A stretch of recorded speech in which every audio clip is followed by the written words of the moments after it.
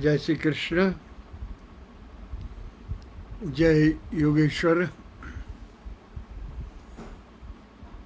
जन्माष्टमी उत्सव 2022 छठा दिवस। महाप्रभु वल्लभाचार्य इनकी अत्यंत लोकप्रिय रचना श्री मधुराष्टकम का चिंतन, यही हमारा उत्सव। बहुत ऊंचाई पर से द्वैत में मिलन मधुरता, ऐसी ऊंचाई पर पहुँचे, वहाँ से अपने अनुभव हमें कहते हुए इस स्तोत्र की रचना है। कृष्ण के प्रति हमारी खींच, उनकी सच्ची समझ इन शब्दों के द्वारा अंकित की है, वह समझने का प्रयत्न। तो सर्वप्रथम जगत गुरु को नमस्कार करेंगे।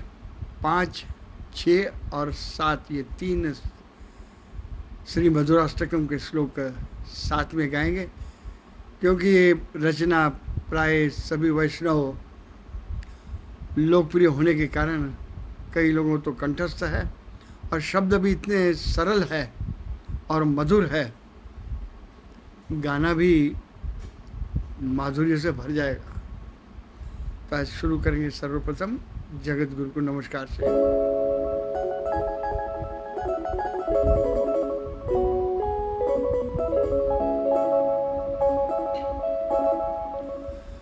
वसुदेव वसुतन देवं कंस चाणु रमणम्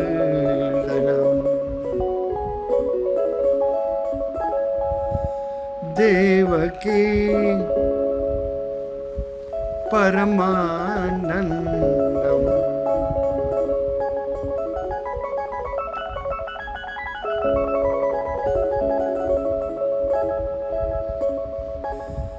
वसुदेव वसुतन देवं कंस चाणु रमणम् देवकी परमानंदम कृष्णं वंदे जगत्।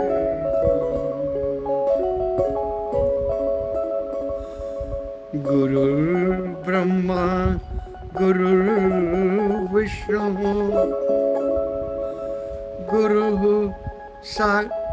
गुरुर्देवो महेश्वरः। गुरुः साक्षात् परं ब्रह्मा तस्मै श्री गुरवे नमः।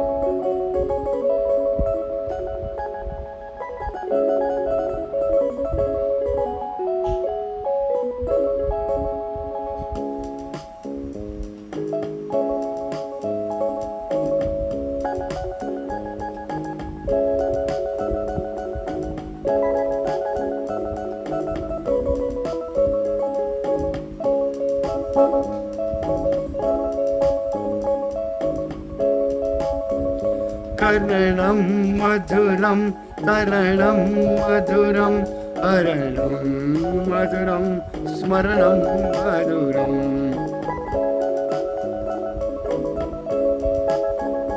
वमितं मधुरं शमितं मधुरं मधुराधिपते अखिलं मधुरम्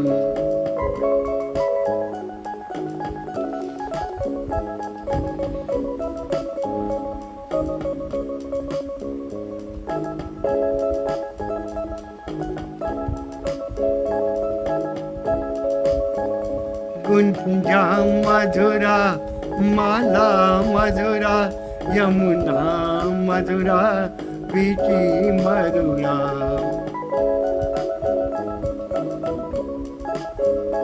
सलिलं मधुरं कमलं मधुरं मधुराधिपते अखिलं मधुरम्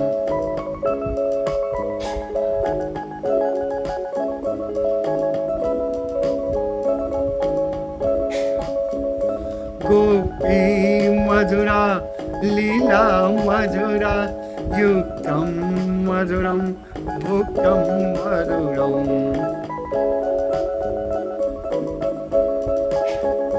द्रष्टं मधुरं श्रेष्ठं मधुरं मधुराधिपते अखिलं मधुरम्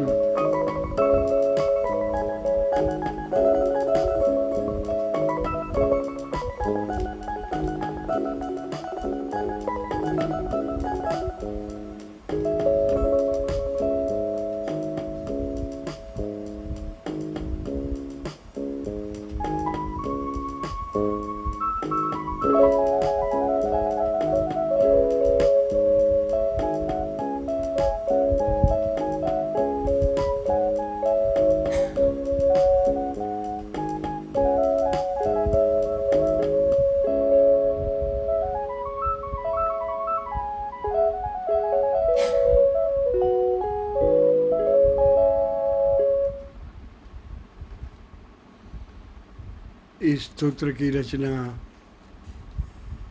किस ऊंचाई पर से की है, थोड़ा ये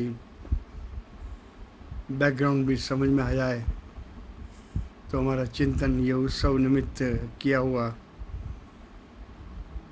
एक जगत की आदि शक्ति हमारे जैसे ही सामान्य मानवी को देव बनाने के पथ पर लाने के लिए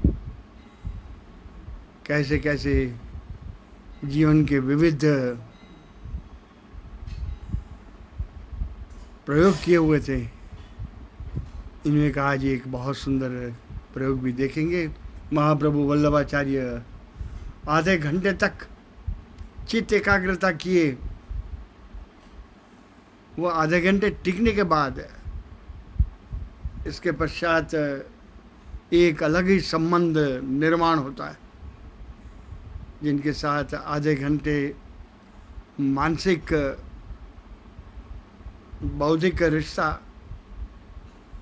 वैसी ऊंचाई पर से जब संभव होता है तब एक अलग ही संबंध निर्माण होता है। उस स्थिति का अलग अलग जगह पर हम लोग अनुभव देखेंगे। सोलोमन के गीत, उसमें ही सोलोमन के गीत रासलीला, गोपियों के साथ रासलीला, अशरीरी मिलन है ये। मानसिक ऐसी ऊंचाई, प्रभु के साथ मिलन, अशरीर रासलीला, अशरीर प्रेम, और जिसे ऑकल्ट लव कहा जाता है। भौतिक शरीर रहता नहीं है, फिजिकल शरीर वहाँ नहीं है, मानसिक और बौद्धिक मिलन है ये। वही अंतिम फूल और वही मधुराधिपते रकिलम मधुरम। वैसे ही मधुरा भक्ति का वर्णन करते हुए कल देख रहे थे। करणम मधुरम तरणम मधुरम हरणम मधुरम स्मरणम मधुरम वमितम मधुरम शमितम मधुरम। यहाँ तक कल देख रहे थे। मधुराधिपते अखिलम मधुरम, सब कुछ अखिल,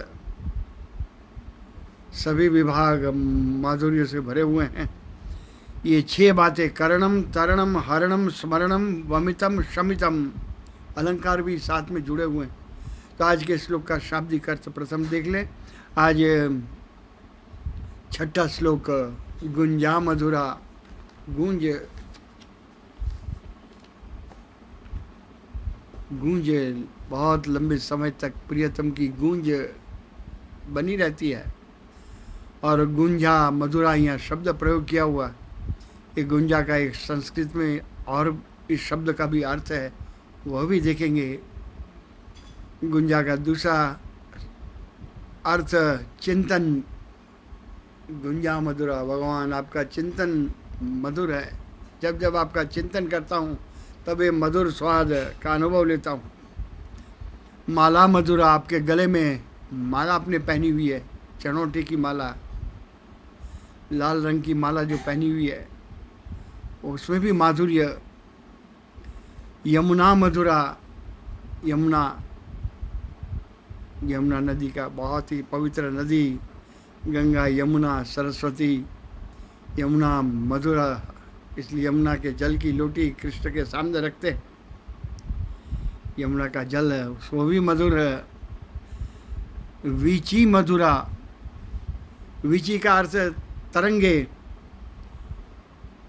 समंदर में जैसे तरंगे होती है, उतार चढ़ाव, वैसी तरंगे, जीवन की तरंगे, प्रेम में वैसी तरंगे उठती है, वह भी मधुर है। वीची मधुरा। सलिलम मधुरम, यमुना का जल। सलिल का अर्थ पानी। जल ही जीवन है। हमारे शरीर में भी मेजॉरिटी पंच महाभूत से बना हुआ शरीर, उसमें सलिलम पानी तत्व सबसे ज़्यादा। सलिलम मधुरम कमलम मधुरम, भगवान के सामने कमल रखा हुआ है, इनके हाथ में कमल है, वह भी मधुर। और सभी कुछ मधुराधिपति रखिलम मधुरम। अभी एक एक शब्द का थोड़ा विशिष्ट अर्थ हमारा चिंतन के रूप में आज देखेंगे। तो सर्वप्रथम शब्द गुंजा मधुरा। वल्लभाचार्य को चरणोठी की माला, रक्तवर्ण, लाल रक्तवर्ण है। ये रक्तवर्ण माला जो वह मधुर लग रही है।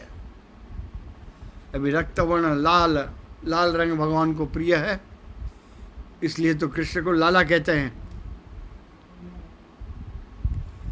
लाला का अर्थ जिसके चेहरे पर लाली है, क्रांतिकारी कृष्ण। आज मुरली मनोहर कृष्ण, लेकिन एक क्रांतिकारी कृष्ण का परिचय इसके रूप में लाल, लाल रंग। और इसलिए तो हमारे नाम के पीछे सोहन लाल, मोहन लाल, कांति लाल, जयंती लाल, ये लाल लिखते थे। जिनके चेहरे पर लाली होती है, दैवी लाली, कॉस्मेटिक लाली तो सब कोई लगा सकते हैं, लेकिन लाला के साथ कारण जिनके चेहरे पर वैसी लाली आ गई है, टमाटर जैसे गाल हो गए हैं। भक्ति ये मधुर भक्ति, रोने की, बिलखने की, निराश हुए जीवन में ये भक्ति का स्पर्श ही नहीं हुआ, बहुत दूर है वहाँ से। लाल गाल है जिनकी, लाली है।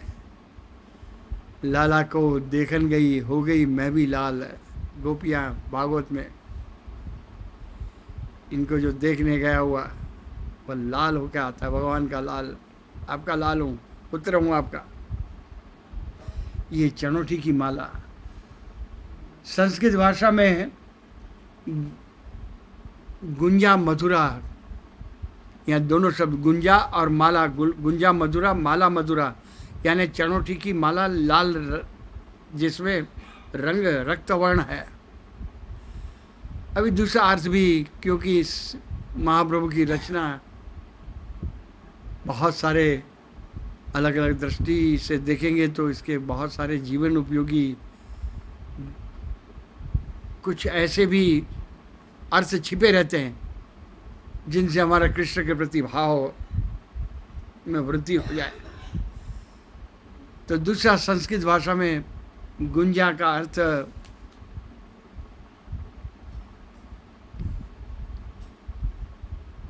चिंतन,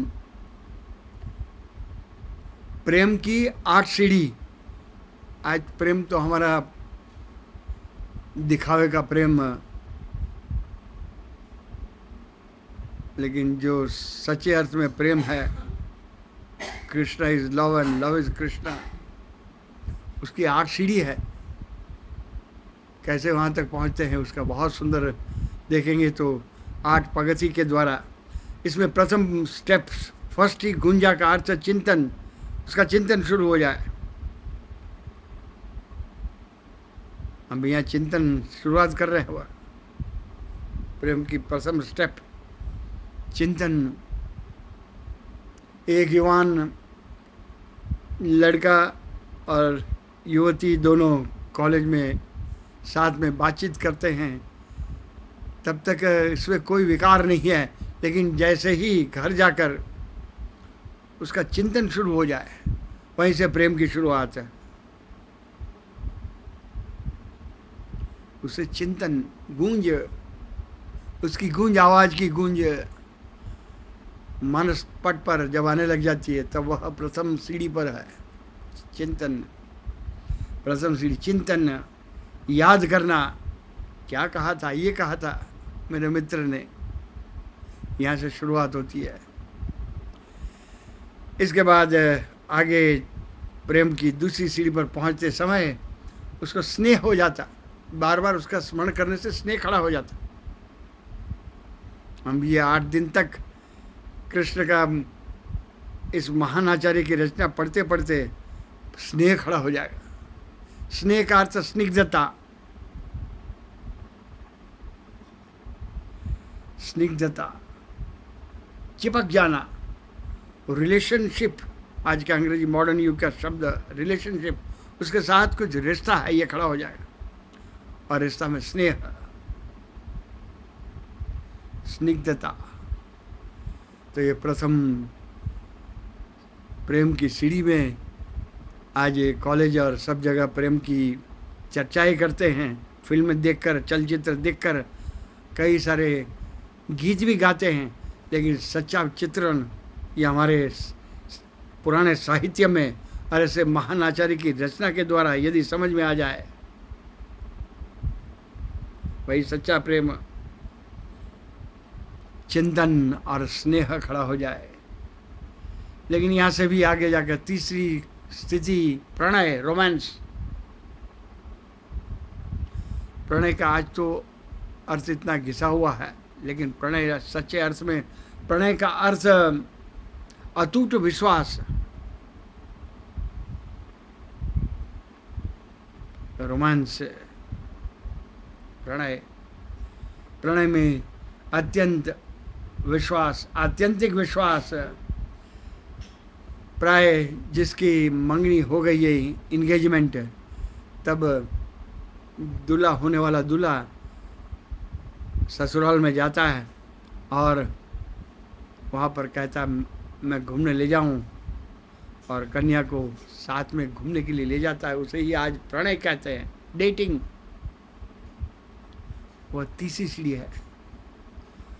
प्रणय, अटूट विश्वास, उसके साथ कन्या घूमने जाती है, अटूट विश्वास है उस पर। ये अटूट विश्वास जब खड़ा हो जाए तो समझ लिए तीसरी सीढ़ी पर पहुंच गए हुए हैं। लेकिन यहाँ पर भी रुकता नहीं है, आगे जाकर प्रणय के बाद मान खड़ा हो जाता है, रिस्पेक्ट खड़ा हो जाता है। मैं सामान्य की पत्नी नहीं हूँ। भक्ति एक गौरव, गौरव के साथ, सामान्य नहीं, उसके साथ रिश्ता जुड़ा हुआ है। सभी के सामने झुकने वाला, सभी के पास धनराशि की अपेक्षा करने वाला, वह भक्ति का अर्थ ही नहीं समझा हुआ। गौरव होना चाहिए। तो ये चौथी सीढ़ी पर, यहाँ पर स्नेह, प्रणय और मान, मेरे पति है, मेरे होने वाले पति, इतनी पढ़ाई की है, सबके सामने वो बढ़ाई करती है। वह 5वें नंबर पर बहुत सुंदर आता। मान के बाद राग, आसक्ति। राग का दूसरा अर्थ आसक्ति, खींच। अर्जुन को भी मैया सक्त मना पार्थ। ये राग, प्रभु के साथ राग हो जाए, ये राग की स्थिति, वहाँ पर संबंध के लिए कुछ भी सहन करने की तैयारी, ये रिश्ते के लिए तैयारी है। कुछ भी कठिनाई आ जाए, वह सहन करने की शक्ति, उसे ही राग कहा जाता, आसक्ति। राग के बाद 6ठे नंबर पर अनुराग। ये बहुत सुंदर ये अर्थ, ये हमारी मधुराष्टकम पुस्तक में से के सिवा और कहीं मिलना संभव नहीं है। अनुराग, अनुराग में सर्वस्व देने की तैयारी। प्रणय में घूमने के लिए जाते हैं, विश्वास है। राग में आसक्ति है, खींच है, संबंध के लिए कुछ भी करना, और आगे जाकर अनुराग में सर्वस्व सब कुछ देने के लिए तैयार है। 7वीं सीढ़ी पर महाभाव,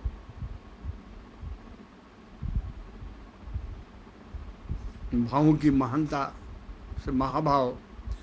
आज वैष्णव संप्रदाय में महाभाव संप्रदाय है, वैष्णव महाभाव संप्रदाय, अत्यंत भाव से भरे हुए।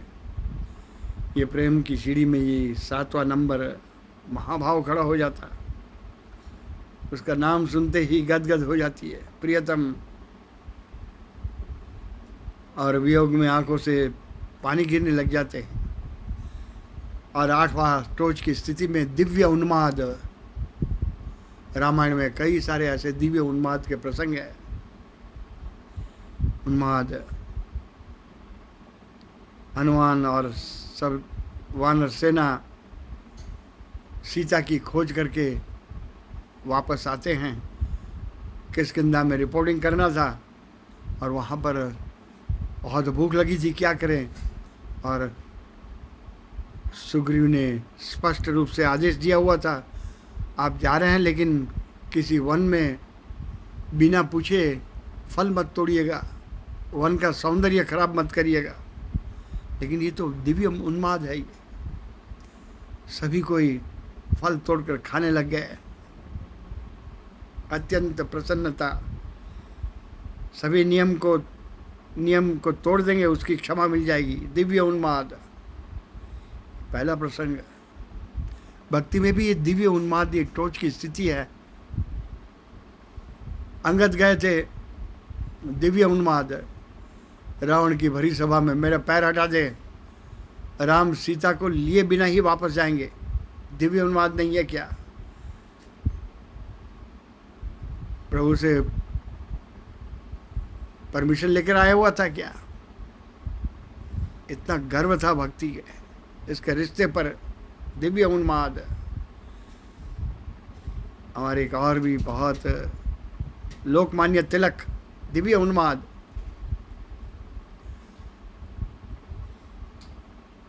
Freedom is my birth right and I shall have it. स्वतंत्रता मेरा जन्मसिद्ध अधिकार है, मैं उसे प्राप्त करके रहूंगा। गर्जना करने वाले लोकमान्य तिलक, ये हमारे भारत की आज़ादी के समय ऐसी गर्जना करने वाले, स्लोगन देने वाले। दिव्य उन्माद, उनमें दैवी स्पर्श है, स्वार्थ की कहीं पर भी गंध नहीं आएगी। बहुत सुंदर। तुकाराम महाराज, उनका दिव्य उन्माद। कितने पढ़े होंगे इसके बारे में कहीं उल्लेख नहीं है। 7वीं 8वीं क्लास तक पढ़े होंगे कि नहीं, इसके बारे में भी शंका है। लेकिन आज महाराष्ट्र यूनिवर्सिटी में उनके अभंग सिलेबस में है। और कैसा दिव्य उन्माद!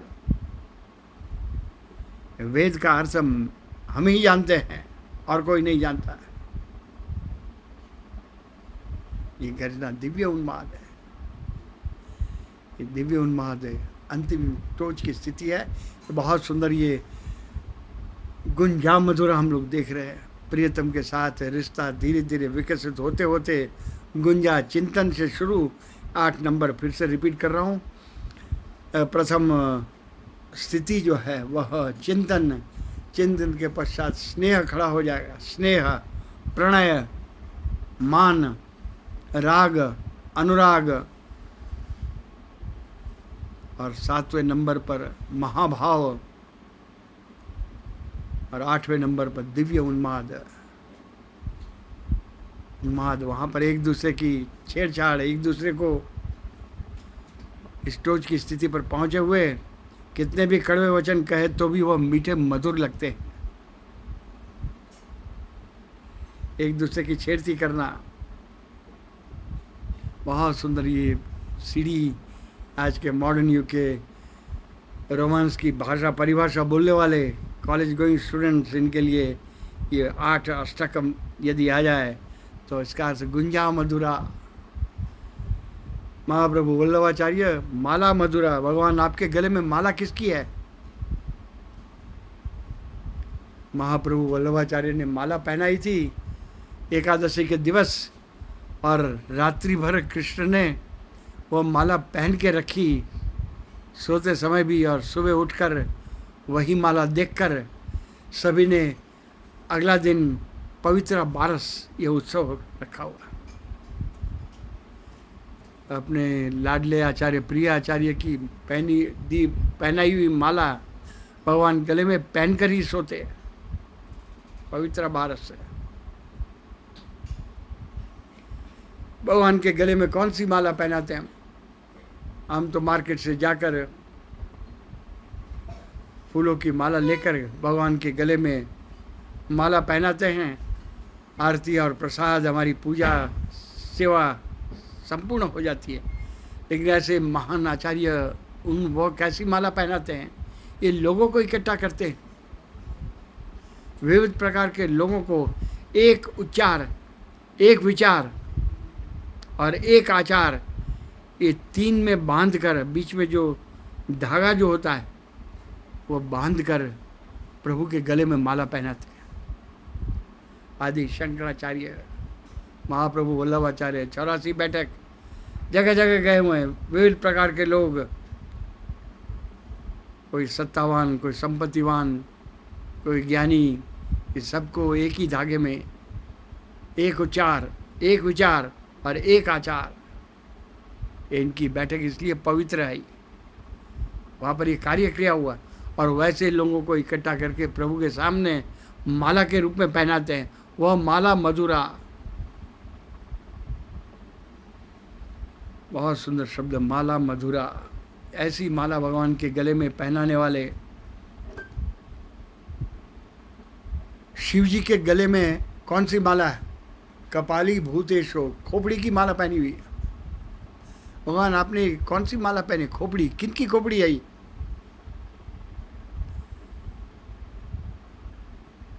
ये जिनकी खोपड़ी है वह प्रहलाद, नारद, पराशर, जिनकी खोपड़ी में सतत आपके ही विचार चल रहे हैं।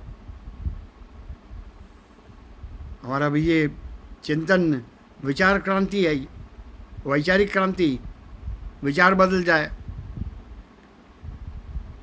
खोपड़ी, जिनकी खोपड़ी में प्रभु के ही विचार सतत, सातत्य जिसका है, उनकी खोपड़ी पहनते हैं भगवान गले में माला के रूप में। खोजते रहते मेरे बेटा कौन है यहाँ पर, और वैसे महापुरुषों की खोपड़ी भगवान गले में हार बनाकर पहनते हैं। यहाँ तक कि जब पार्वती तपस्या कर रही थी तब शिव जी परीक्षा लेने के लिए आते हैं और पूछते, तू जिसको पति के रूप में प्राप्त करना चाहती है वहाँ जानती है उनके घर में कौन से साधन है? वहाँ पानी पीने के लिए कटोरा भी नहीं है, ग्लास भी नहीं है, वहाँ पर खोपड़ी में पानी पीकर पीते हैं। वह कौन सी खोपड़ी है? कपाली भूतेशु, प्रभु के गले में। हमारी भी खोपड़ी में ये भारतीय संस्कृति के डायनामिक विचारधारा, जो पूरे विश्व को बदलने की क्षमता जिसमें इस ढांचे में डाल सकती है, कि हमारी खोपड़ी में जब विचार रमने लग जाए तो वैसी खोपड़ी भगवान के गले में माला के रूप में जाने के लिए तैयार हो सकती है। अभी देखेंगे हमारे रोज़ के जीवन में भी अलग अलग रूप से माला का प्रयोग किया जाता है। यहाँ पर माला मधुरा लिखा हुआ। शब डेड बॉडी है, मृत शरीर जो है, उस पर माला पहनाई जाती है, उसमें तटस्थता। क्या करे, कुछ और उपाय नहीं है। अंतिम विदाई के समय माला पहनाते हैं शरीर को, मृतदेह है, उसमें तटस्थता। वैसे गुरु को माला पहनाते हैं, वो गुरु का आदर है, ये भी माला है। और तीसरी माला, सेठ जी को भी माला पहनाई जाती है मंच पर बुलाकर। तो वहाँ माला पहनाने वाले जो है वह लोभी है, सेठ जी से कुछ ज़्यादा फंड्स डोनेशन मिलेगा, दम्भ है, लोभ और दम कुछ लेने के लिए पहनाई जाती है माला सेठ जी को। और एक प्रकार विवाह में कर्मकांडीय, वर और कन्या दोनों एक दूसरे को माला पहनाते हैं। लेकिन यहाँ पर माला मधुरा जो लिखा हुआ वल्लभाचार्य, ये वधु वधु अपने पति के लिए अकेले में माला बनाती है और पति को जो पहनाती है, आज से ये मेरा देह तेरा और तेरे लिए, ये माला का वर्णन माला मधुरा।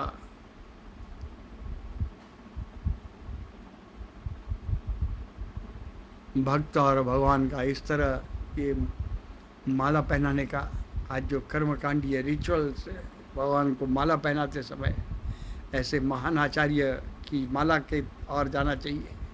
भगवान के गले में मेरी खोपड़ी कैसे पहुँचे, कभी हो सकता है वैसा जीवन है क्या? माला मधुरा, तीसरा सुंदर शब्द प्रयोग महाप्रभु वल्लभाचार्य, गुंजा मधुरा, माला मधुरा, यमुना मधुरा। यमुना का जल, यमुना के तट पर देखेंगे तो भारत के इतिहास में कई सारे राजा आए हुए हैं, बहुत लंबा इतिहास, और यमुना के तट पर ये सब यमुना देख रही है। कितना उतार चढ़ाव, कई सारे धर्म संप्रदाय, इसलिए यमुना का जल मधुर है। कृष्ण ने भी कई सारे यमुना के तट पर शिक्षण के प्रयोग किए हुए हैं। गोपियों के साथ रास खेलते खेलते कई सारे रिफॉर्म्स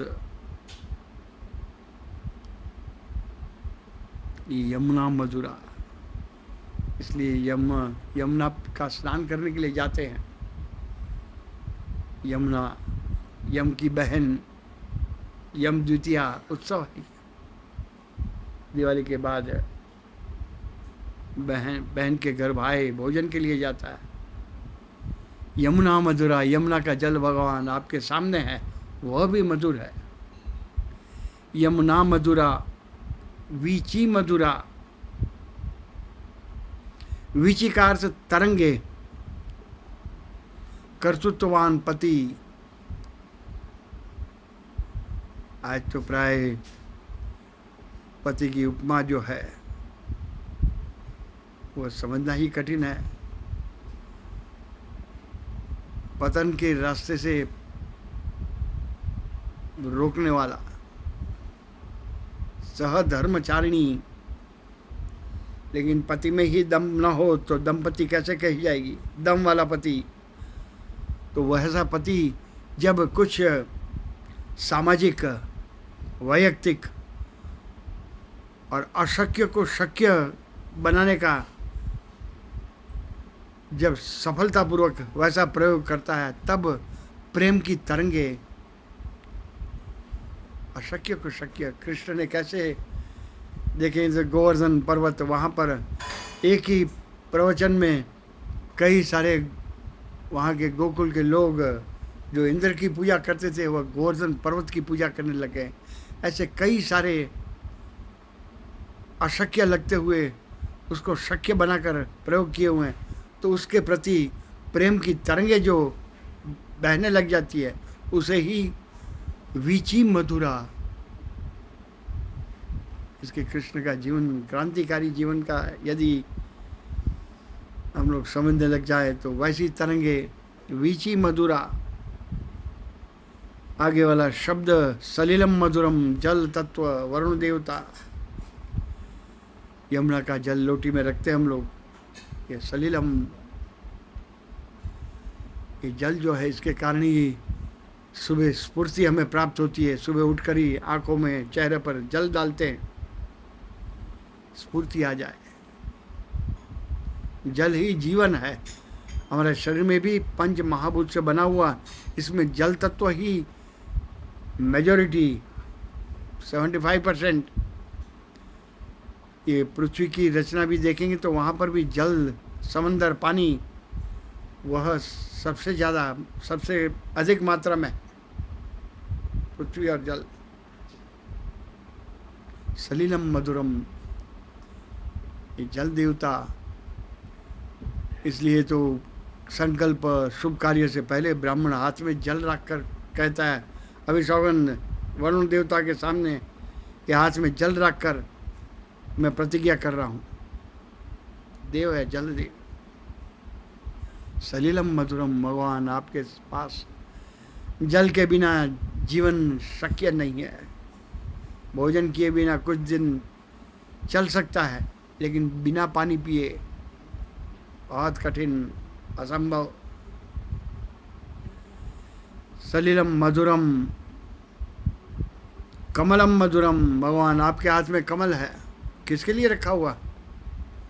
एक दिन मैं भी ऐसी ऊंचाई पर आ जाऊं, भगवान मुझे कमल देने के लिए। कमल के बहुत सारे गुण, राम भगवान को भी कौशल्या माने राजीव कहा हुआ था। राजीव माने कमल, राजीव नेत्रम, इसलिए कौशल ये दृशौ पातु राम रक्षा स्तोत्र में ये कमल की उपमा है। भगवान रामचंद्र के आंखें भी कमल जैसे थे, इसलिए नेत्र कमल, चरण कमल, हस्त कमल, ये सभी कमल की उपमा दी है। कमल शब्द का अर्थ कमल, जिसकी उत्पत्ति मल में हुई है।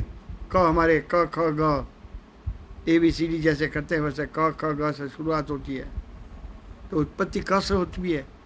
वो क उत्पत्ति जिसकी मल में हुई है वह कमल, उसकी शिकायत नहीं है कमल की, उसे ही भगवान हाथ में लेते हैं। मुझे कहाँ मल में, कीचड़ में जन्म दिया भगवान, लेकिन कमल जो है वो फरियाद नहीं है, शिकायत नहीं है। उसकी साधना जो है वो अखंड साधना। सुबह जैसे ही सूर्य की किरणें आती है वैसे कमल की पंखड़ियाँ खुल जाती है, और सूर्य अस्त होते समय संध्या के वह पंखड़ियाँ बंद हो जाती है। हमारा जीवन भी प्रकाश की ओर हम जागृत हो जाए, प्रकाश देखते ही कुछ विशिष्ट कर्म करने की, शुभ कर्म करने की प्रेरणा मिले। सूर्य की उपासना ही है कमल की। ये कमलम मधुरम, भगवान ऐसा हमारा भी जीवन बन जाए कि प्रभु कमल हमारे हाथ में देने लग जाए। इसलिए कमल रखा हुआ। तो भी बेटा भगवान कहते हैं कमल जैसा हो जा, तो फरियाद लेकर ही मेरे पास आता है। इतनी सारी सुंदर व्यवस्था तेरे जीवन में मैंने की है, लेकिन अभी भी तूने फरियाद चालू रखी है और साधना छोड़ दी है, सूर्य की उपासना छोड़ दी है। प्रकाश कमलम मधुरम, मधुराधिपते रखिलम मधुरम।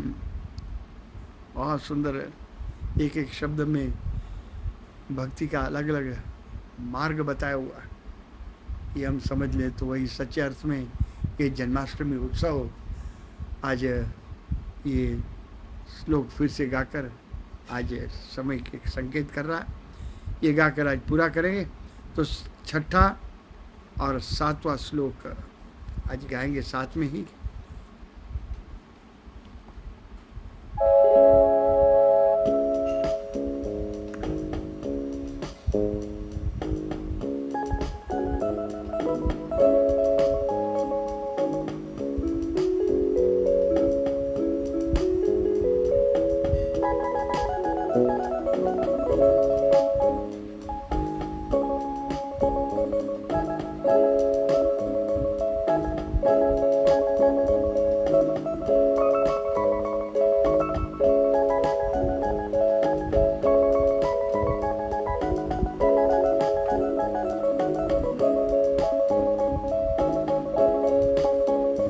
गुंजा मधुरा, माला मधुरा, यमुना मधुरा, विकी मधुरा।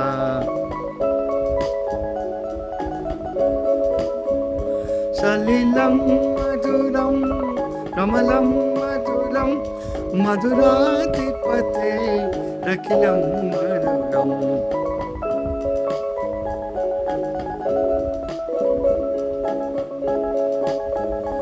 गोपी मधुरा, लीला मधुरा, युक्तम मधुरम, गुप्तं मधुरम् द्रष्टं मधुरं श्रेष्ठं मधुरं मधुराधिपते अखिलं मधुरं मधुराधिपते अखिलं मधुरम्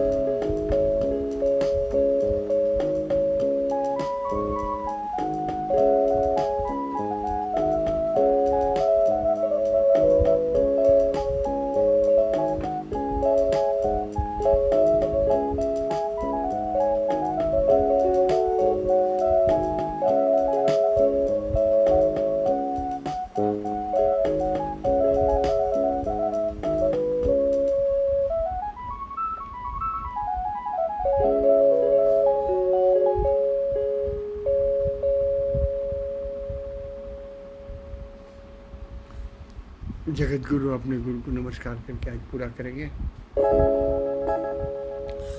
वसुदेव वसुतं देवं कंस चाणूरमर्दनम्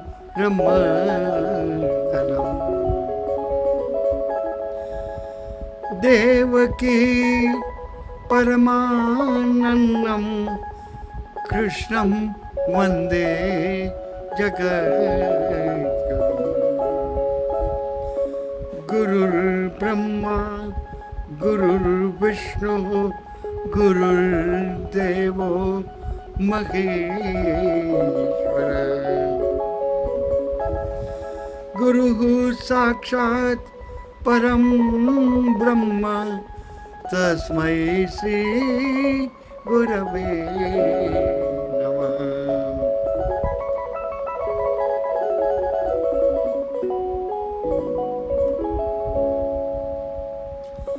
आज यहीं समाप्ति करेंगे, कल फिर इकट्ठे हो जाते हैं 7वां श्लोक का चिंतन, अद्भुत रचना। जय श्री कृष्ण, जय योगेश्वर।